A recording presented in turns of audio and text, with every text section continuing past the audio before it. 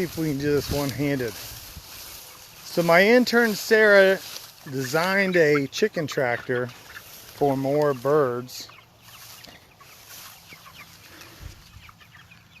I think we got 60 or 65 in there. See what they're doing? Just trampling.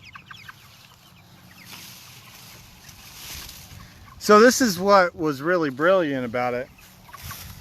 She put these little frisbees on there. So it makes it so much easier that I think I can do a Facebook Live video with one hand. We'll see. It just comes down to the chickens moving in the back.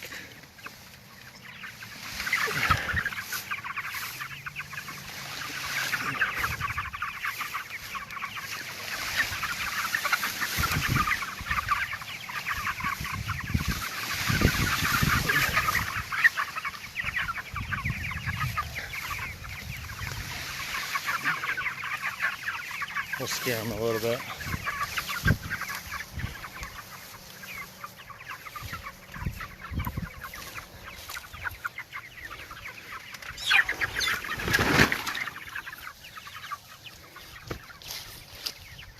Okay. There we go.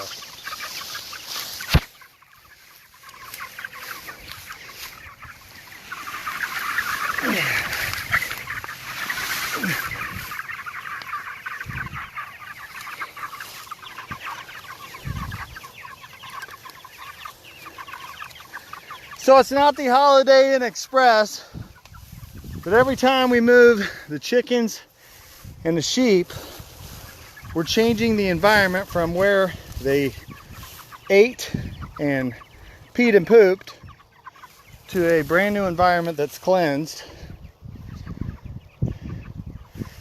And what's really powerful about that is that's a derivative of, I mean, honestly, that's the derivative of why we have to medicate our animals. It's because they have to live in their own feces. We can clean that out just through movement. So I made a post this morning. You know, we can,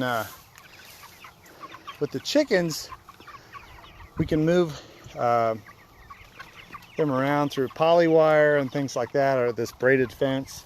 With the sheep, we can, when you get a bigger animal, you can put a collar on them, just tie on to a satellite and make a spot where we can move them to if we want to scale this. But in the meantime, the big idea is next year we're really going to strive to kind of open up a university, really have more interns to get them more familiar with this kind of farming. And instead of these ag universities that basically create cogs in the system, you got a lot of sponsorships to kind of say, hey, go out in the world and spend your money here. Just kind of more of a regenerative idea.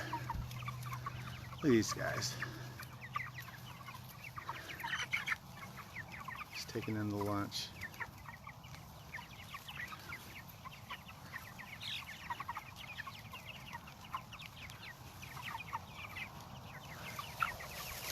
So give them some time and we'll turn that into this.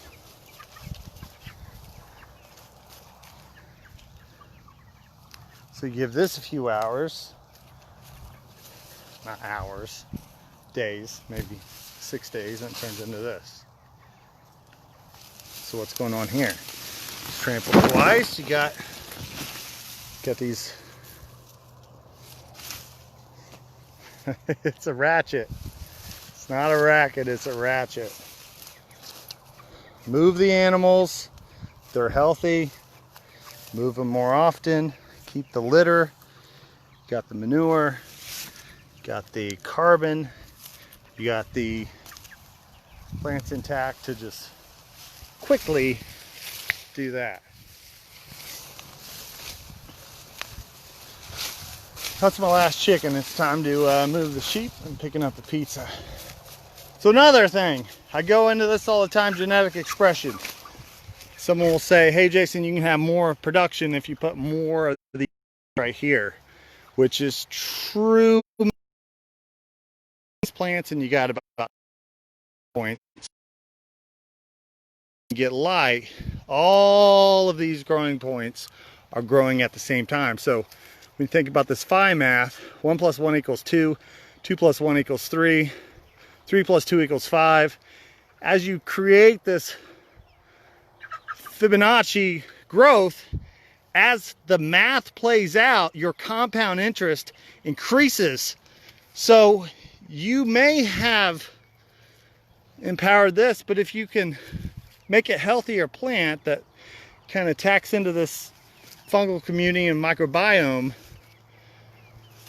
your compound interest with that turn is greater. So you can just get more production. So this will be empowered. We'll get maybe 3 or 4 times more production on 1/5 the plants.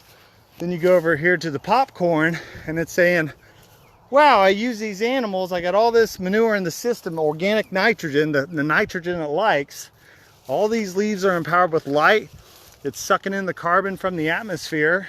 So when it's deciding, you know, how much it's going to reproduce, so the tassels are coming out, that's your male. How many females are we going to trigger? So you got 1, 2, 3. 3 on that guy. You start getting 2 or 3 because the plant decided I'm in a favorable environment. That's the venue that we can manipulate. That's the value. So if you think one entity, you're going to be stuck with that one entity. You know, who's to say we couldn't have a community garden with 15 different vegetables, all came off in a different time. Something here, something there, different animals grazing. So we lower our risk. We genetically express all the entities. So like here, if you are by the book, they say 4,000 to 5,000 plants. What if you plant 1,000 and you get 3 times more production? It's less risk.